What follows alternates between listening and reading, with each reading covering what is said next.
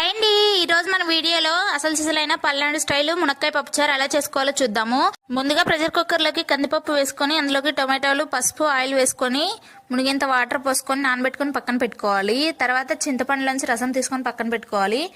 Pressure కుక్కర్ని stove పైన పెట్టి 5 to 6 విజిల్స్ వస్తే చక్కగా ఉడికిపోతుంది. తర్వాత గ్యాస్ అంతా పోయిన తర్వాత మూత తీసుకొని ఉప్పు, కారం వేసుకొని మెత్తగా మెత్తిపేసుకొని ముందుగా మనం తీసుకున్న చింతరసం కూడా వేసుకోవాలి. తర్వాత తగిన నీళ్లు పోసుకొని ముందుగా మనం ఒలిచి పెట్టుకున్న మునక్కాయ ముక్కలు కూడా వేసుకొని స్టవ్ పైన పెట్టుకొని బాగా మరిగించుకోవాలి.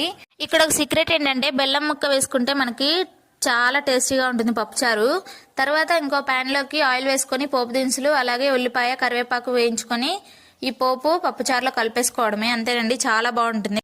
వీడియో నచ్చితే లైక్ చేయండి, మీ ఫ్రెండ్స్ కి, ఫ్యామిలీ మెంబర్స్ షేర్ చేయండి. అలాగే ఇలాంటి క్విక్ అండ్ ఈజీ రెసిపీస్ కోసం భార్గవి బలిజేపల్లి ఛానల్ ని సబ్స్క్రైబ్ చేసుకోండి. అంతేనండి, బాయ్ బాయ్.